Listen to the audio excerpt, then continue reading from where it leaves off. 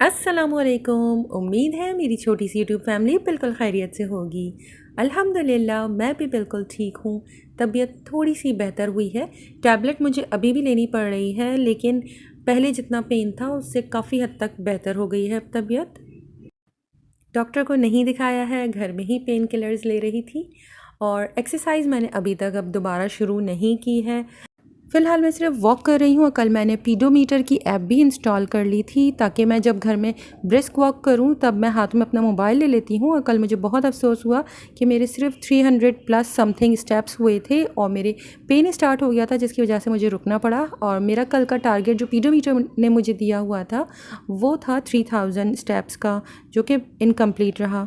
इंशाल्लाह तबीयत बेहतर हो जाएगी जब प्रॉपर, तब मैं पूरी कोशिश करूँगी कि पीडोमीटर के जो मेरे टारगेट हैं डेली बेसिस के, वो मैं ज़रूर कोशिश करूँगी एटलीस्ट फॉर 50 to 75% तो कंप्लीट कर लूँ, अगर मैं फुल टारगेट रीच नहीं भी कर पाती। नाश्ता वगैरह से फ़ारिग होने के बाद अब मैं लंच की प्रिपरेशन कर रही थी। ब्रेकफास्ट आप लोगों को दिखाना भूल गई हूँ। लंच के लिए मैं बना रही हूँ चना दाल फ्राई, लेकिन आप देख सकते हैं कि हम फ्राई के लिए उतना ऑयल नहीं ऐड कर सकते जितनी कि रेगुलर बेसिस पर दाल फ्राई में हम ऐड करते हैं। तो मैंने अपने पोर्शंस के हिसाब से इसके अंदर 6 टीस्पून ऑयल का ऐड कर दिया था। इवन मुझे लग रहा है कि दाल की क्वांटिटी बहुत ज़्यादा है, मुझे मेजर करना चाहिए था इसे टेबल स्पून के हिसाब से, बट मैंने अंदाजे से 6 पोर्शंस जो मैं रेगुलर बेसिस पर अब कुकिंग में यूज़ कर रही हूँ उसी तरह से मैंने इसके अंदर ऑयल ऐड कर दिया था। लेकिन ये तकरीबन हमारे 9 पोर्शंस दाल तैयार हुई थी, तो मैं थोड़ा और इसमें ऐड कर सकती थी। ऑयल ऐड करने के बाद मैंने इसमें 2 दरमियाने साइज़ की प्याज को फाइन चॉपराइज कर ऐड कर दिया था और उसे मैंने लाइट ब्राउन होने तक कुक किया है। मेरे पास छोटे साइज़ के प्याज थे, इस वजह से मैंने 3 छोटे साइज़ के प्याज ले लिए थे। प्याज जब तक कुक हो रही थी तो मैंने बाकी का मसाला पीस लिया था। मैंने लिए हैं 2 से 3 दरमियाने साइज़ के टमाटर, एक छोटी गड्डी हरे धनिए की और 5 से 6 हरी मिर्चें। प्याज जब तक कुक हो रही थी और जैसे ही प्याज का रंग तब्दील होना शुरू हो गया था, तब मैंने इसके अंदर ऐड कर दिया था थोड़ा सा साबुत ज़ीरा, तकरीबन आधा चाय के चम्मच के बराबर, और कुछ कड़ी पत्ते मैंने इसके अंदर ऐड किए थे और उसे भी अच्छी तरह से सौते कर लिया। इसके बाद मैंने इसके अंदर ऐड किया है 1 चाय का चम्मच भरकर लहसुन का पेस्ट, 1 चाय का चम्मच भरकर अदरक का पेस्ट। मुझे लहसुन और अदरक का पेस्ट बहुत पसंद है। इवन मुझे क्रश्ड किए हुए लहसुन अदरक ज़्यादा पसंद आते हैं और उसका जो अरोमा होता है वो खाने में बहुत मज़े का लगता है। बट आजकल मैं जब से दूसरा चैनल स्टार्ट किया है, मैं इतना ज़्यादा टाइम नहीं दे पा रही हूँ, क्योंकि मुझे लग रहा है कि हम जो रेगुलर कुकिंग करते हैं उससे व्लॉगिंग करते हुए कुकिंग करना थोड़ा सा ज़्यादा टाइम टेकिंग हो जाता है। तो इतना टाइम मुझे नहीं मिल पा रहा है कि मैं प्रॉपर डेली बेसिस पर लहसुन अदरक को क्रश करूँ। तो मैं आजकल लहसुन अदरक की बॉटल ही यूज़ कर रही हूँ। लहसुन अदरक को भी कुछ देर अच्छी तरह से सौते करने के बाद मैंने इसके अंदर जो टमाटर, हरे धनिया और हरी मिर्च का पेस्ट तैयार कर रखा हुआ था वो ऐड कर दिया है और अब मैं इसकी भुनाई कर रही हूँ। साथ ही मैं इसके अंदर ऐड कर रही हूँ 1 चाय का चम्मच नमक, आधा चाय का चम्मच हल्दी पाउडर, ताकि हल्दी भी मसाले के साथ अच्छी तरह से भुन जाए। मैंने इसके अंदर लाल मिर्च नहीं इस्तेमाल नहीं की है, ये सिर्फ हरी मिर्च के साथ तैयार कर रही हूँ।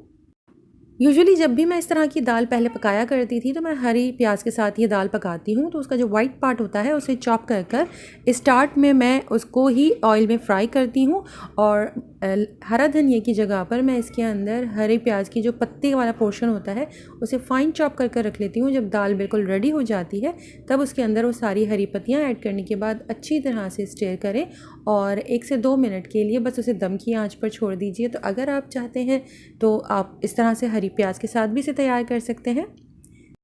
मैं मसाले को अच्छी तरह से भूनती जा रही थी और जब मुझे लग रहा था कि पानी की कुछ ज़रूरत है, तो मैं जिस पानी में मैंने चने की दाल को उबाल कर रखा हुआ है, मैं आपको बताना भूल गई, मैंने 1 पाव चने की दाल को पानी में बॉईल करके रखा हुआ है और पानी में मैंने आज कुछ भी ऐड नहीं किया था। अगर आप चाहते हैं तो आप थोड़ा सा इसके अंदर बॉईल करते हुए लहसुन अदरक का पेस्ट और थोड़ी सी हल्दी ऐड कर सकते हैं, बट मैंने आज फ़िलहाल इसे बिल्कुल प्लेन बॉईल किया है। तो मैं दाल ही का जो एक्स्ट्रा पानी था वो इसमें ऐड करती जा रही थी और मैंने मसाले को बहुत अच्छी तरह से भून लिया था। मैंने मसाला भूनते हुए कुछ देर के लिए इसे कवर कर बिल्कुल लो फ्लेम के ऊपर छोड़ दिया था। इस तरह से टमाटरों का कच्चापन ख़त्म हो जाता है। इसके बाद जब मसाला बहुत अच्छी तरह से भुन गया तब मैंने इसके अंदर दाल ऐड कर दी थी। ये 1 पाव दाल है जो मैंने सिर्फ पानी के साथ बॉईल करी है।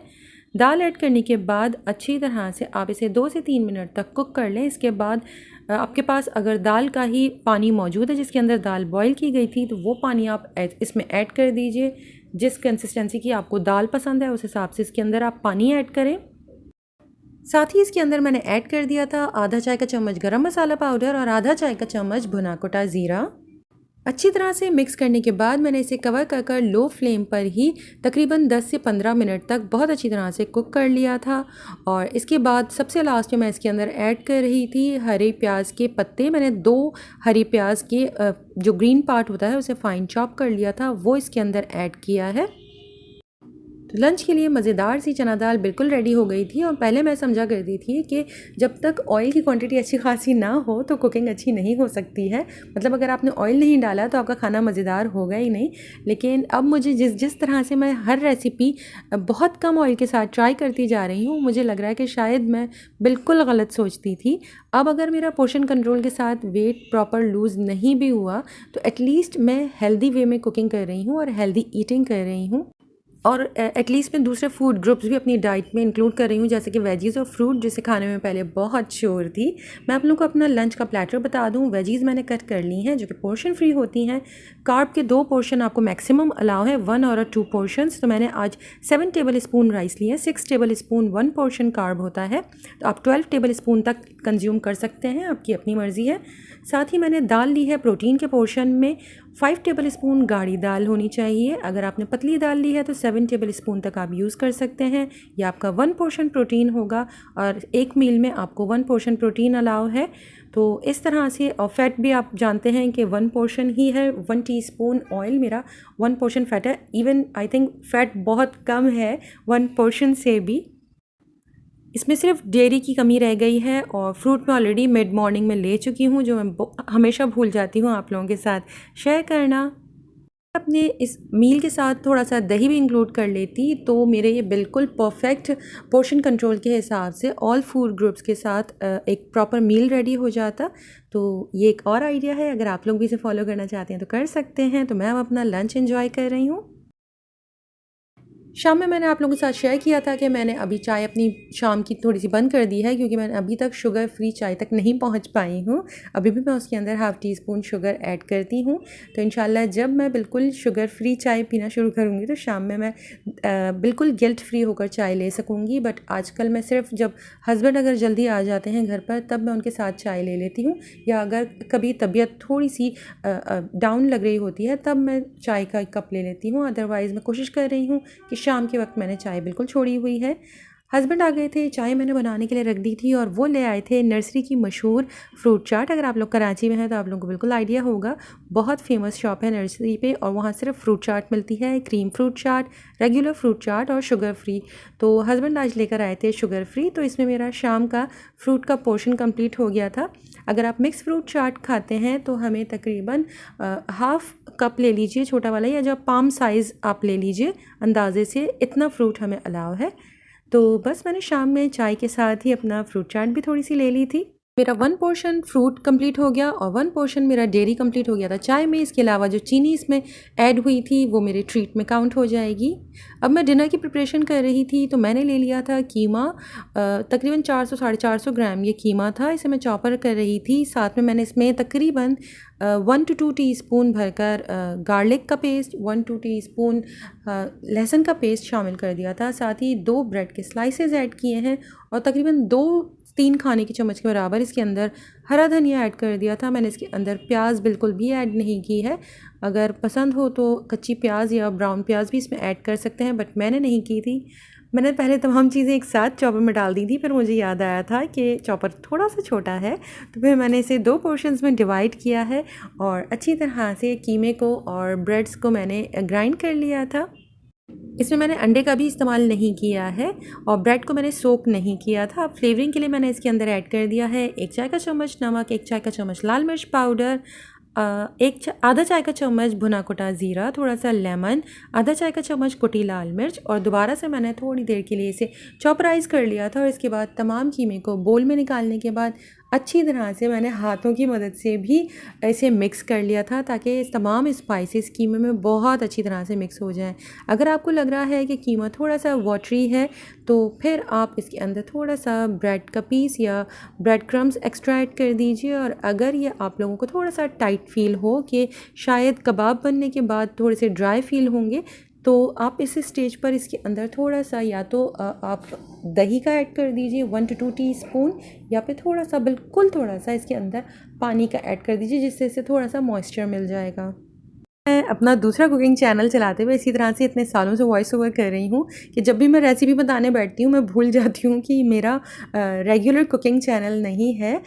तो extremely sorry for this. Oh wait wait wait, मैंने शायद आप लोगों को डिश का नाम ही नहीं बताया और डायरेक्ट मैं कुकिंग रेसिपीज़ की तरफ आ गई हूँ। जी, तो मैं बना रही थी कबाब कढ़ाई या फिर आप कह दीजिए सीख कबाब कढ़ाई। मैं इसे लॉग शेप में लंबे लंबे कबाब की शेप दे रही हूँ। आप चाहें तो इसे सीखों के अंदर पिरोकर और फिर सीख से निकालें और प्लेट में इस तरह से रखते जाएँ। एक सीख की ज़रूरत पड़ेगी आपको, उसे थोड़ा सा ऑयल से या पानी से ग्रीस कीजिए और कबाब की शेप दे दीजिए। और इवन आप अगर सीख आपके पास नहीं है तो मैं हमेशा, जब मेरे पास पहले सीख नहीं हुआ करती थी तो एक पेंसिल मैं हमेशा अपने पास किचन में रखा करती थी। नई पेंसिल होनी चाहिए और उसे अच्छी तरह से वॉश करने के बाद वो पेंसिल मैं हमेशा इस तरह से सीख के तौर पर यूज़ किया करती थी। तो आप लोग भी अगर करना चाहें तो ये हैक फॉलो कर सकते हैं। तमाम कबाब रेडी हो गए थे और बेटी को मैंने कहा था ज़रा गिन के बता दो मुझे कितने कबाब रेडी हुए हैं, तो वो मुझे बता रही थी कि 12 हैं। तो मैंने अकॉर्डिंग टू प्रोटीन पोर्शन मैंने 2 कबाब्स लिए हैं, 1 मतलब पर पर्सन। तो इस तरह से मेरे 6 टीस्पून्स ऑफ ऑयल यूज़ होंगे फुल डिश के अंदर। तो मैं 3 टीस्पून ऑयल यूज़ कर रही हूँ पहले कबाब को फ्राई करने के लिए, और फिर जो दूसरे 3 टीस्पून्स मेरे बचेंगे वो मैं इसकी ग्रेवी तैयार करने के लिए यूज़ करूँगी। अगर आप लोग रेगुलर कुकिंग करते हैं तो फिर आप इन्हें शैलो फ्राई कर सकते हैं फ्राई पैन के अंदर। पहले मैंने सोचा था कि मैं कबाब फ्राई पैन के अंदर ही फ्राई करूंगी, बट फिर मेरे दिमाग में आया कि मैं इसे कढ़ाई के अंदर ही कुक कर लेती हूँ। इस तरह से कबाब के जितने जूसेस निकलेंगे या इसका जितना भी लेफ़्ट ओवर ऑयल होगा वो मुझे ग्रेवी में काम आ जाएगा। अब आप लोग को अंदाज़ा हो रहा होगा कि मैं फ़ैट में किस तरह से कतरे कतरे का हिसाब रखने की कोशिश कर रही हूँ। कबाब को ऑयल के ऊपर एक लेयर में बिछा दिया है और कुछ देर के बाद मैं इसके साइड चेंज कर रही हूँ। लो मीडियम फ्लेम के ऊपर कुक कर रही हूँ मैं फ़िलहाल इसे, क्योंकि स्टार्ट में अगर मैंने इसे बहुत लो फ्लेम के ऊपर किया तो बहुत ये मॉइस्चर अगर रिलीज़ कर देगा तो कबाब की शेप ख़राब हो सकती है। पहले इसकी आउटर लेयर जो है वो अच्छी तरह से जब कुक हो जाएगी तब मैं इसे कवर कर कुछ देर के लिए लो फ्लेम के ऊपर भी कुक करूँगी ताकि कबाब बहुत अच्छी तरह से कुक हो जाए। तो बस मैं इसे वक्फे वक्फे से इसकी साइड्स को चेंज करती जा रही थी और आप देख सकते हैं कि कबाब बहुत अच्छे बने हैं और उनकी शेप भी ख़राब नहीं हो रही, ना ही कबाब टूट रहे हैं और खाने में भी बहुत सॉफ्ट थे। तो आप प्लीज़ इसे ज़रूर ट्राई कीजिएगा।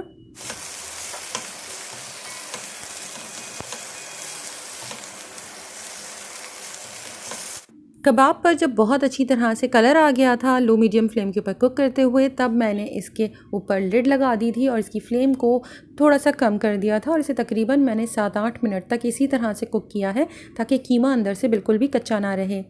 कबाब जब अच्छी तरह से डन हो गए थे तब मैंने इन्हें सेपरेट निकाल लिया था और अब आप देख सकते हैं कि पैन के अंदर कबाब का थोड़ा सा मॉइस्चर मौजूद है और जितना भी इसका लेफ़्ट ओवर ऑयल होगा वो भी इसके अंदर मौजूद है।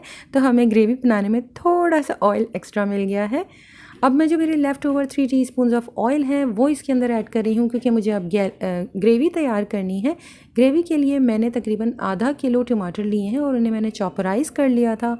बेटर ऑप्शन ये है कि आप टमाटर को पहले थोड़ा सा ब्लांच कर लीजिए और उसकी छिलके को हटाने के बाद आप उसे चॉपराइज़ कीजिए या फिर आप ब्लेंड कर लीजिए तो भी बहुत अच्छा फ्लेवर आता है। और अगर आप रेगुलर कुकिंग कर रहे हैं तो इस स्टेज के ऊपर आप इसके अंदर तकरीबन 1/4 to हाफ़ कप तक ऑयल यूज़ कर सकते हैं। ऑयल के अंदर मैंने ऐड कर दिया है 1 चाय का चम्मच भरकर लहसुन का पेस्ट, 1 चाय का चम्मच भरकर अदरक का पेस्ट और मैं इसे अच्छी तरह से कुक कर रही हूँ ताकि लहसुन अदरक का कच्चापन ख़त्म हो जाए। इसके बाद मैंने इसके अंदर टमाटर ऐड कर दिए हैं जो कि मैंने आप लोगों से कहा कि मैंने आधा किलो टमाटर लिए थे। तमाम टमाटर इसके अंदर ऐड करने के बाद मैंने एक दरमियाने साइज़ की हरी मिर्च को बिल्कुल फ़ाइन चॉप कर लिया था, वो भी इसके अंदर ऐड कर दी है और इसे मैंने अच्छी तरह से 1 से 2 मिनट तक मिक्स करते हुए कुक कर लिया है। इसके बाद मैंने इसे कवर कर बिल्कुल लो फ्लेम के ऊपर कुक किया था ताकि टमाटरों का कच्चापन ख़त्म हो जाए। इवन अगर आपको पसंद है तो आप टमाटरों को जिस तरह से हम कढ़ाई में यूज़ करते हैं इस तरह से भी इसके अंदर ऐड कर सकते हैं। टमाटरों को आधे पीस हाफ पीस में कट कर लीजिए और वो इसके अंदर डालकर कवर कर कर रख दीजिए। कुछ देर के बाद आप देखेंगे कि उसका छिलका बहुत ईज़िली रिमूव हो रहा है। तो तमाम छिलके हटाने के बाद आप अच्छी तरह से टमाटरों को भून लें। ऑप्शंस बिल्कुल अनलिमिटेड होते हैं और जिस तरह जब आपका दिल चाहे इस तरह से कुकिंग कीजिए और डिफरेंट वे में टमाटर ऐड करने के बाद हमेशा डिश का जो टेक्सचर होता है और फ्लेवर होता है डिफरेंट आता है।